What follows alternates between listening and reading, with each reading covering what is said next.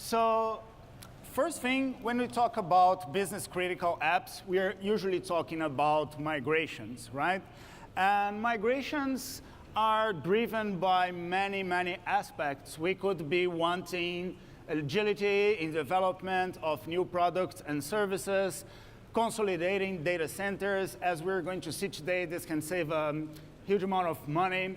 We may be wanting to transform our business to this new age of mobile, IoT, machine learning, and all sorts of technology that's coming up. We may be looking at acquisitions that we made, large-scale compute. So all these enterprise-grade requirements and benefits are usually the things that drive you to the cloud, and we're going to talk more about it today. And when you do these transitions, it's quite different to do it from a web app or a standalone service than something highly integrated as you would have in an ERP, a CRM database, or the whole set of integrated apps that you usually find on your enterprises or your customers' enterprises. And it's hard, right? It's even hard sometimes to propose this. How do you build a business case? How do you talk with senior executives and get this sponsorship running? And even creating this migration plan is hard because sometimes you don't even know what exists in the infrastructure and who this app talks to in the first place. What is it integrated together? And some questions like budgeting, scheduling, and the whole planning and estimation is different when you go to the cloud, right? You have to shift a bit from seeing IT as an asset and trying to see it as a service, as the primary premise of the cloud computing. And this may make you feel a bit locked down, and this is usually the thing that executives and CTOs usually say that blocks them from adopting the cloud, and those are the things that we try to solve with the products and services that I'm going to talk about. And in this specific case, I'd like to make very clear that although it's hard and has these challenges, it's totally doable. And we have done it over and over with enterprises of all sizes, as you see here. I'd like to highlight one of those cases. That's News Corp. That's probably something you guys know. I just read on their website that they estimate they reach 50% of the United Kingdom population with publications such as The Sun and others.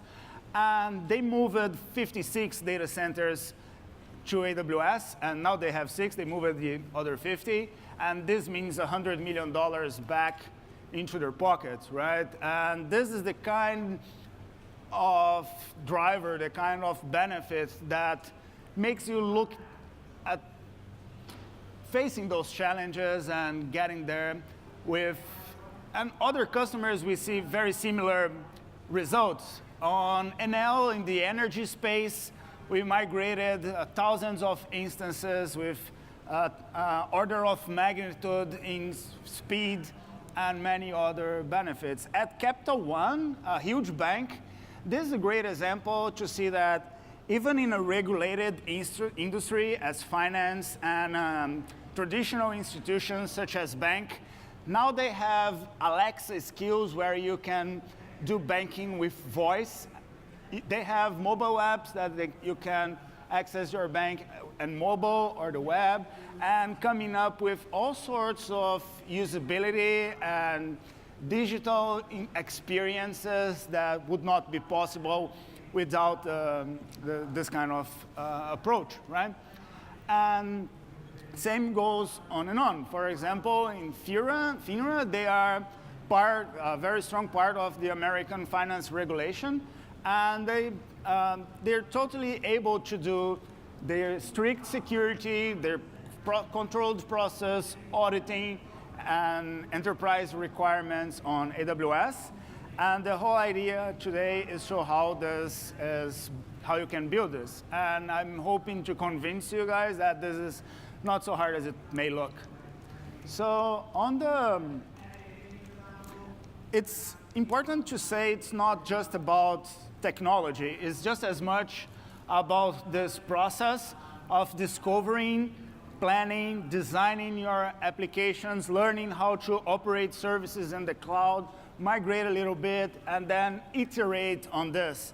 The cloud is not an all or nothing proposition. You don't need to go all in. You can just start with how much you feel comfortable and the apps that make sense for you to migrate. And some customers go all in. Some customers retain these hybrid architectures that are totally possible with this set of tools and services. And it's, again, this marriage of people, process, and technology that we need to coordinate to make this happen. And in cases such as GE, you can see the same level of reductions, and the process goes from the business definition down to the cost optimization and getting this over and over until you not only migrate your applications to the cloud, but feel comfortable in evolving and start adopting new services and making things more interesting for your customers, and not worry so much about the things that do not differentiate you, right?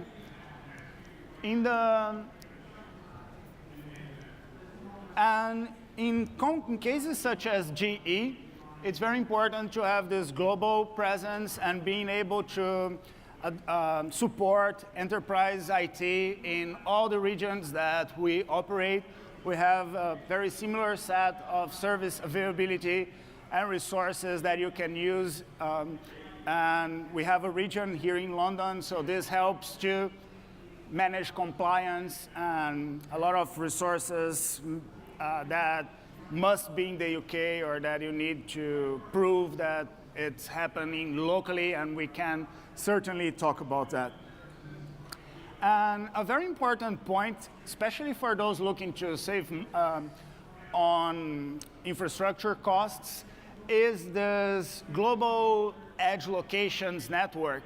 Because we have these blue dots are the regions that I was talking about, and where most services live.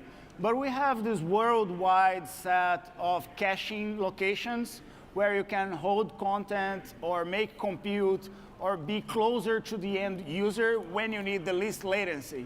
So when you need to be present at a closer location and deliver content or answer requests or integrate in places that we don't even have a region, that's totally possible with this global. And interconnecting both the regions and the cloud, the POP locations, the points of presence, we have this global network of transatlantic cables that are totally managed by AWS. But this is important to show the scale of enterprise IT that we can operate. But for most of the business, this is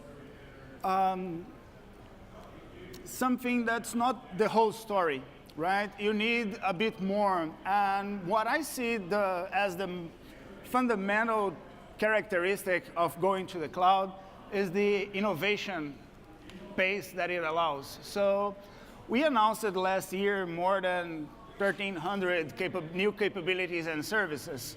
So this means that it's a different thing. When you think of traditional IT, your data center is there, your applications are there.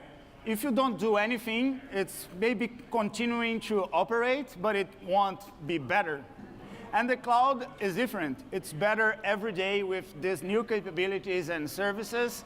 And that's the key message, right? That you can leverage the new and cool services and technologies that we are releasing and not worry so much about the things that doesn't differentiate you from your neighbors, such as database replication or hardware setup and things like this, putting tin cans into racks, right?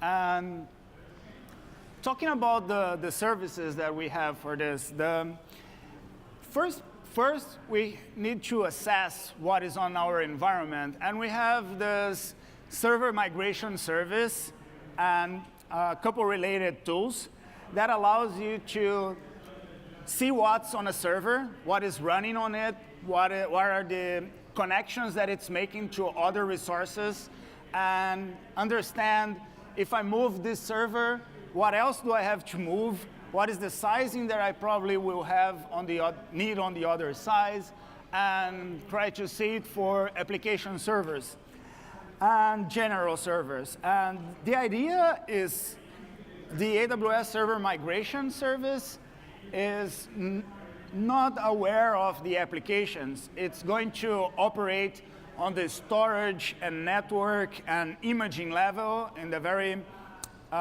migration of the server as a box, let's say. We have a more specialized service called Database Migration Service, and this is a similar idea, but for migrating databases.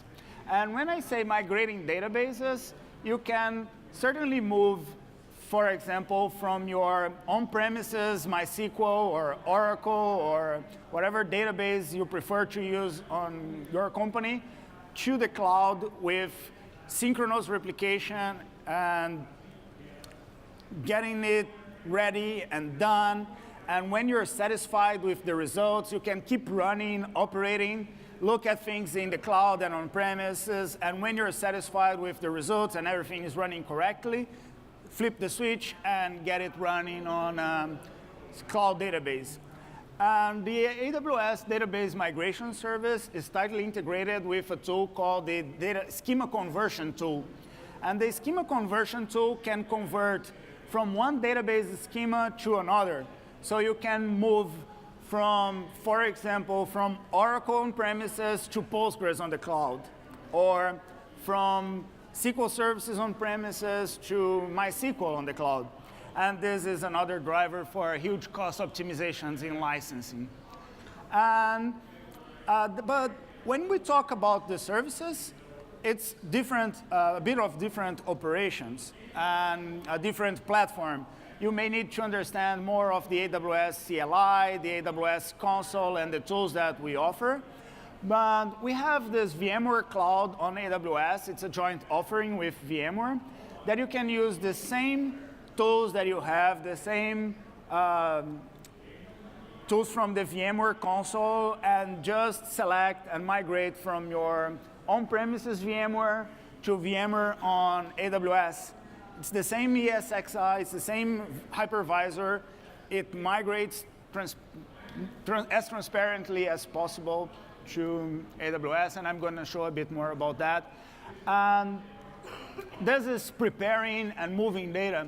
But for actually transferring things, it depends on the case. We have S3 transfer acceleration if you need really fast uploads to ship a lot of data. We have storage and files gateway to sync file systems. But we have some peculiar offerings in this space. We have this thing called Snowball and Snowmobile. Snowball is a suitcase, a very hard suitcase, waterproof, with, it depends on the model, but you can get to terabytes of data in a single box, or you can have up to tens of, or even hundreds of those, and collect data on premises and ship data to AWS by mail, by UPS. And this may be a lot faster than any internet connectivity that you may have. The Snowmobile is the same idea, but instead of shipping suitcases, it's a whole lorry, right? It's a whole 18-wheel truck that is full of data center grade storage. It arrives to your data center, plug your fiber, copy the data, and it goes to AWS by truck. And this can, the level of migrations that can do with this kind of service would take 6 months to do it by truck, okay, but it would take 20 years to do it over the internet if we're at the best speed that you can buy. So this is the kind of migration scale that we are seeing to the cloud, and happy to offer the services to support it. And, but again, it requires some preparing on your side. A lot of customers are using those migration strategies, building centers of expertise to decide how they are going to build their apps. And getting this knowledge and this familiarity with the cloud is very important, because you need to take this migration decisions, like what are you going to do? Are you just going to lift and shift and carry everything to the cloud? Or are you going to change your code, re-architect, and things like this? And different organizations will treat this a bit differently.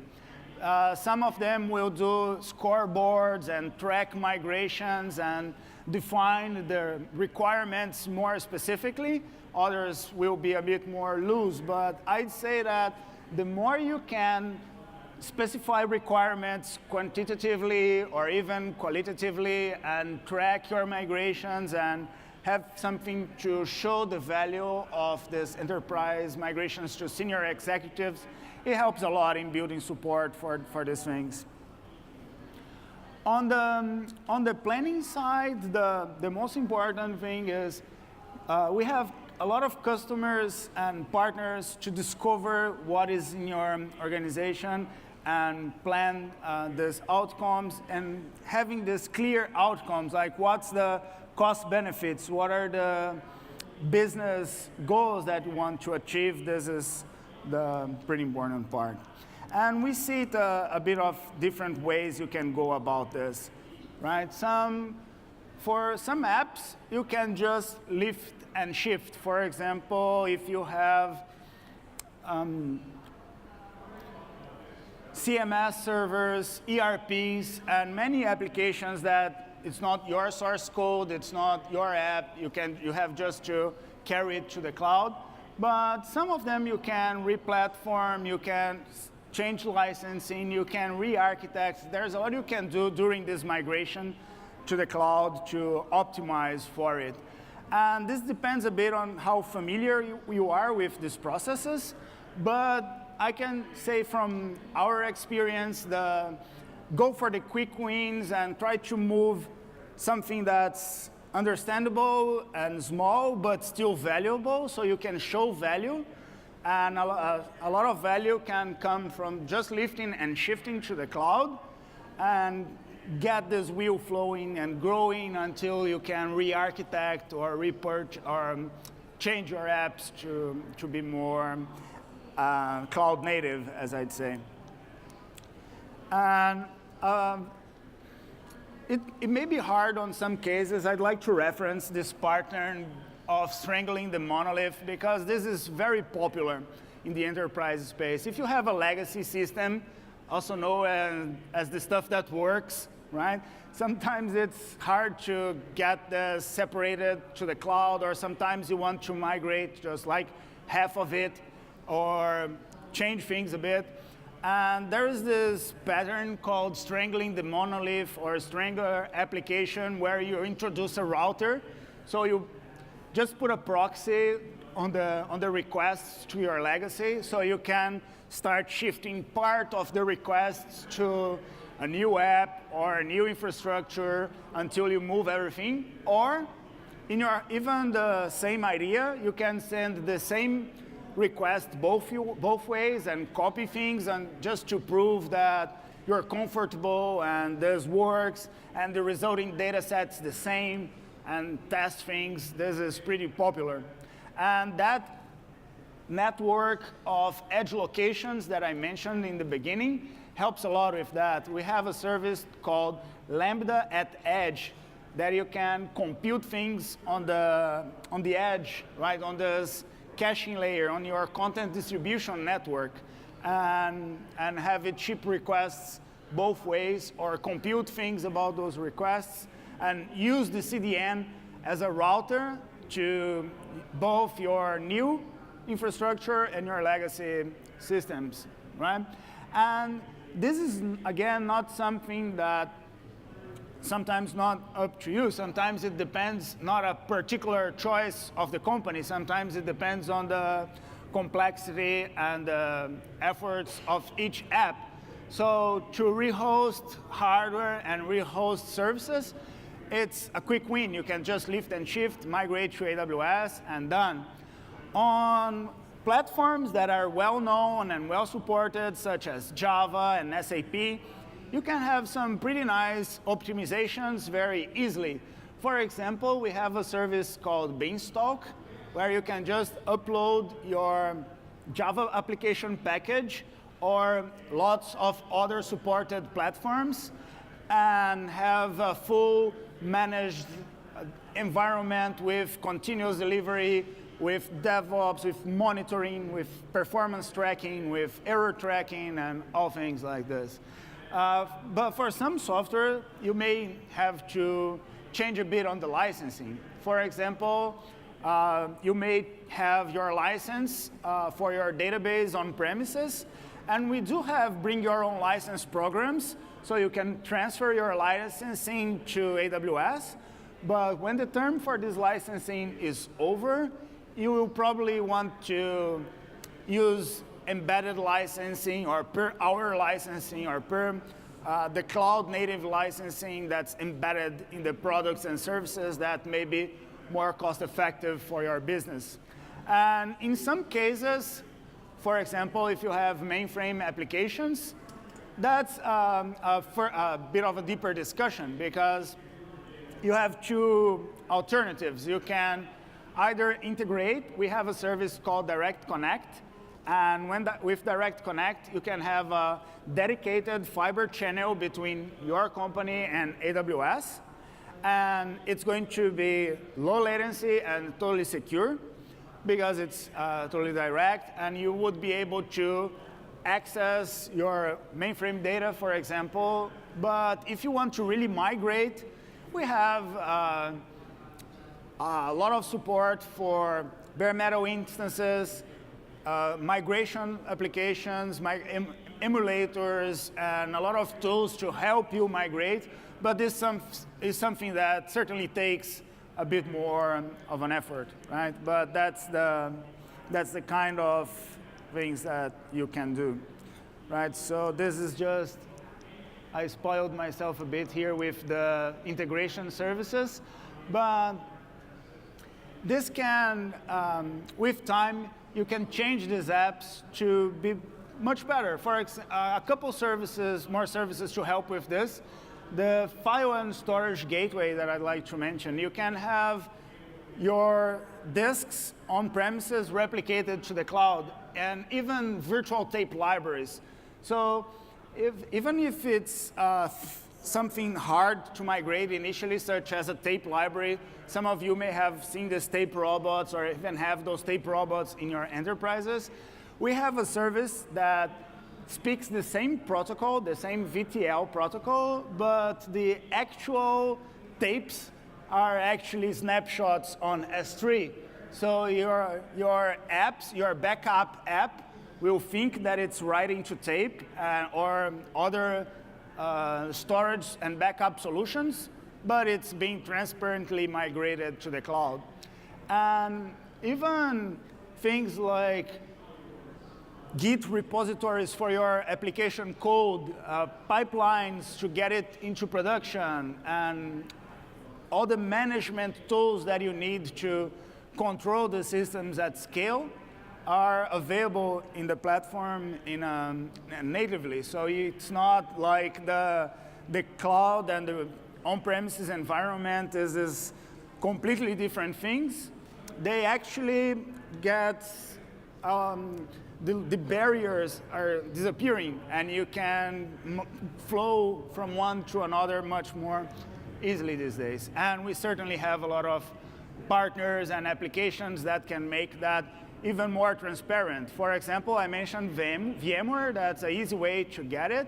But a lot of other providers such as Red Hat. They have OpenShift, their platform as a service offering that you can just have your JBoss, and it runs the same on premises, and you can run the same on AWS. It would be the same tool, or with Cloud Foundry, or with Kubernetes, and this kind of, there's a lot of tools in this making transparent this cloud to on-premises or on-premises to cloud, or even cloud to cloud, right? And the way it works, I will talk a bit now about the specifics and dive a bit deeper into the more common migrations that would be VMware, SAP, Oracle, and Microsoft. That would be the critical business apps, most of the cases. And here we have the traditional vCenter server, and you can use the same vCenter that you have on premises on AWS, running vSphere, vSAN, NSX, and the same thing. Like this is literally the same. And the idea here is to integrate better, because it's not just about servers. We are talking a lot about serverless these days. So without this thing in the middle, without this VMware cloud on AWS, it may be a bit harder to get your vCenter on premises to talk to S3, to talk to DynamoDB, to Redshift, and these other services on AWS. But with VMware Cloud running on AWS, on the same infrastructure, on the same network, but with your enterprise management tools, this may help you to improve applications to leverage those services, right? And this is what the experience actually looks like. When you request a software-defined data center, this data center comes up, it's the same infrastructure, but when you look at the host, they're actually EC2 instances, but they support the regular Power CLI, so you can connect your VMware Power CLI to AWS and use the same management tools that you would have on premises. And once it's defined, you can even use the VMware Cloud APIs to do things automatically. So we have our own APIs that you can use to automate things, but if you'd like to have the same automation that you have on premises run on the cloud, you can use the VMware APIs and have this quite transparent, which is quite powerful. And using those APIs, you can build a lot of different solutions. At github.com/VMware, they have this open source repositories with example code to have a self-service app. For example, you can deliver a portal so your IT can request instances and resources without even requiring a single server, totally serverless. The web pages can live on S3, the Cognito can handle authentication and data synchronization, Lambda can run function executions and control your VM cloud on AWS. And they even launched a physical button that you can just press and get an instance. So this is how automatic and transparent enterprise IT can get with VMware on AWS. And that's pretty much what I had to say about VMware.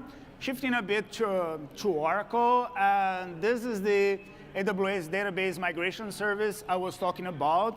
You can have Oracle databases on premises or on other cloud and migrate to Aurora, MySQL, Postgres, MariaDB, and all the solutions, right? And this is particularly important on the data warehousing space. If we are talking data warehousing and business intelligence, this means a lot of money. I've been in a lot of those projects myself, and if you take the budgeting for data warehousing projects, you usually have at least $2 million or more of just the hardware cost of it, and it's hard to see a DW project costing less than some millions. And in service called Amazon Redshift. That's our data warehousing database. You can get started with $1,000 per year per terabyte. So it's a completely different scale of values, and we are seeing huge number. I think this is one of the key points in the enterprise migrations. Getting the databases on AWS is now easier than ever and can, again, save a lot of money, both in licensing, in hardware, and all those resources.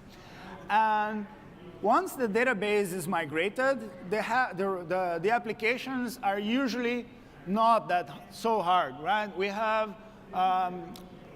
the whole suite of Oracle applications, e-business suite, Siebel, People, the e-commerce, the management, and the industrial management solutions that they offer. It's all compatible, and you can migrate this just as easy, right? And so VMware works perfectly, Oracle just as well. Let's talk a bit about SAP. So we are seeing huge SAP migrations since 2014. This have been accelerating a lot, and the team is very similar. We are seeing all the SAP suites go into the cloud in the same scale that we are seeing those other enterprise cases. But SAP has a different angle on the databases part. So SAP databases can be your Oracle, can be many different databases, but most recently and in many large-scale customers, we are seeing SAP HANA. And SAP HANA is our own memory database. So you need to have memory for all your tables, all your data, all that lives in memory, so you need a lot of that. And we have this sizing guidances from SAP that can help you with that. But the most important aspect here are those X1 instances. Those X1 instances, they are offering right now up to 4 terabytes of memory. So I'm not talking about disk, I'm talking 4 terabytes of memory. So your database fits in RAM, right? So this is a very different scale of things that traditional databases are used to. And of course, this is very useful for SAP HANA, but you can use anything that requires a huge amount of memory. And this will soon be 16 petabytes or even more, right? Terabytes or even more. So the message here is we used it to think was big data. Like 4 terabytes was once called big data, now fits in memory. So it completely changes the possibilities of enterprise IT, and SAP HANA is a very nice case for this. And it does not isolate you from your resources. You can go down to the level of controlling the configuration of your processor, energy saving settings. And this kind of interface is available on the instances that support it. A bit more about Microsoft now. So this is where I'd like to spend most of the time, because I think a lot of you will have Microsoft architectures and things like this. And the whole idea is leveraging this global network of infrastructure, AZs as we call them, to provide high availability for your Microsoft stack. So you could run, this is a copy of this application. This is just a sample app. But the idea is you can run it on the cloud, on redundant environments, on completely separate availability zones with different internet connectivity, different personnel, different water supply, and all these things that traditionally you would need a new data center, and now you just need a couple hours, right? The idea is if on one availability zone you have a flood, energy strikes, a zombie attack, like whatever hits one AZ will not hit another. They are totally independent, so you can keep running and up with your Internet Information Services web app, with your Microsoft SQL, if you have always-on availability groups. And in the backend, you can have either a VPN connection to your backend or a direct connection with Direct Connect, a direct fiber to your corporate office, handling backend transactions and things that are not on the cloud, right? And this is the way those applications are usually structured. And you can have the way back as well. You can have your corporate cloud and have this intermediary load balancers and scale to the applications to whatever size. And one particular problem usually is directory service, just to authenticate and have the credentials propagated. So I'd like to share the solutions we have for that. We have something called the Microsoft Active Directory as a Service. This is the same AD. It's the same Active Directory that you're used to. It supports federated forests. You can integrate natively with your AD on premises and use the same groups and privileges that you would have on other infrastructure. We have the AD connector to connect this cloud identity providers, the cloud AD with your on-premises AD, and replicate things, require multi-factor authentication, or any other special requirement that you have to sign on to AWS. So you can have, for example, single sign-on to the AWS console, and with the same credentials that your technical operations people will have to access your servers and resources. And this is not something we talk about a lot, but we have the simple AD. This is an Active Directory, but it's based on Samba 4. It's Linux-based. It's a simpler solution. It's not suitable for more complex architectures. But if you just need users and groups, this may be totally simpler and cheaper to deploy. Right? And again, the same idea that you got to choose, right? You can run SQL Server on EC2 and have the same SQL Server and manage things yourself, or you can go to RDS and have scaling, availability, backups, patching, and all these database operations done for you, so you can focus on what actually matters to your app, right? This is provided in our relational database service. And as we're talking about Windows and Microsoft, it's important to talk about workspaces. This is virtual desktops. So it's available on any device, so you can have your desktop available on your smartphone, on your computer. So the idea here is similar to the thin clients, right? You have a virtual desktop on the cloud, and you get to your machine, connect to it using remote desktop protocol, optimized version of it. We have clients for Windows, for Chrome OS, for Android, for iOS, and this means you can leave your desk where you were working in your computer and get into a meeting with a tablet, and the same Word document will be open in the same page because it's just remoting to the same desktop instance. And there's something called PC over IP protocol, where you can have these really small devices that just connect monitor, keyboard, and mouse, and bind to your workspaces and work from there. So all bound to your Active Directory and your corporate infrastructure. So it would be effectively the same experience for the employee that he would have if you manage these resources yourself. So, and this improves security a lot. For example, today we have sync clients, right? We have WorkDocs is our sync client that will copy documents and share information across users. But do you really want that on the machine that you carry around, that you lose in the taxi, that may expose confidential information, it's probably a better idea to just host this in the cloud and have this on virtual desktops that you can connect from anywhere. That's the value proposition of Amazon Workspaces.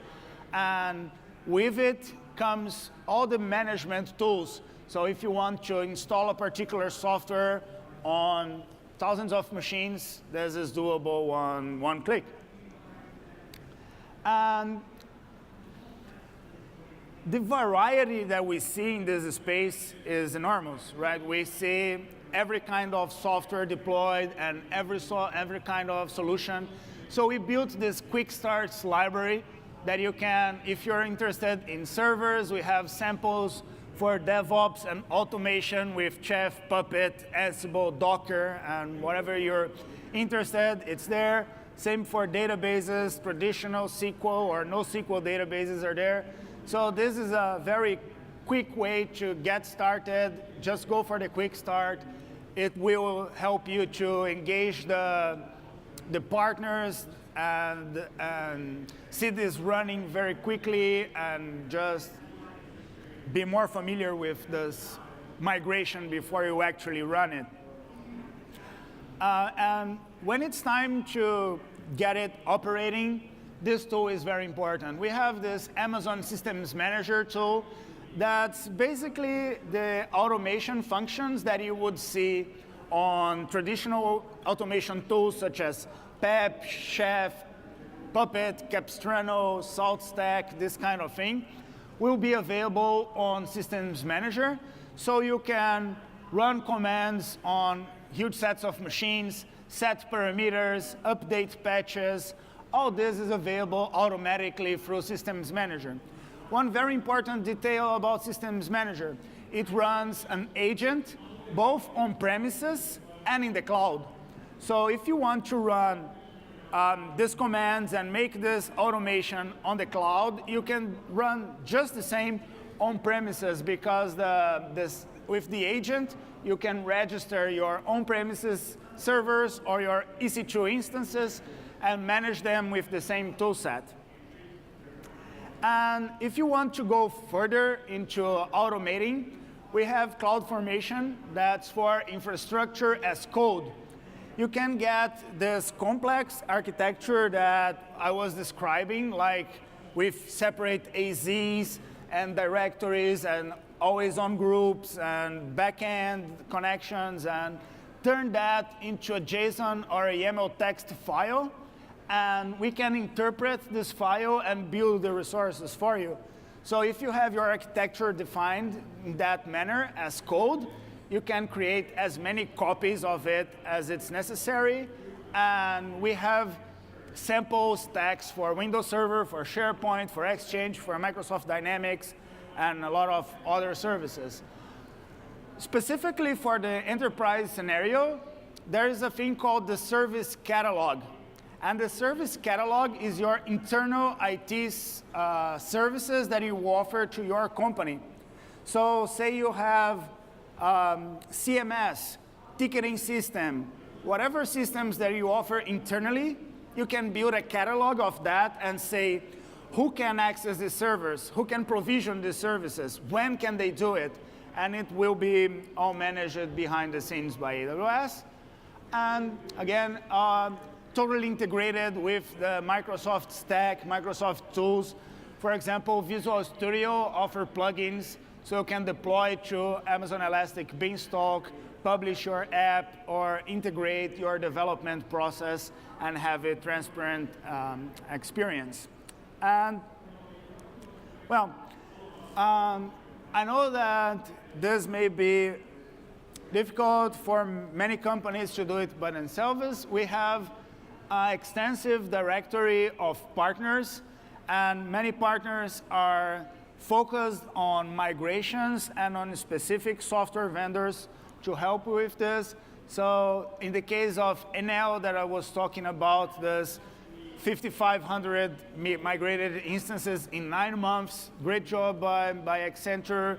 Similar cases at Coca-Cola and huge companies. So they're all part of this AWS Migration Acceleration Program. So look for that if you would like to partner with an AWS partner to accelerate your enterprise migration. And same for CTP and many other partners. Please get in touch with us. We'd love to understand your specific migration requirements and get you in touch with the correct partner, right? And there are many of them. There's certainly one that's ideal to help you. And this is the message that I have for today.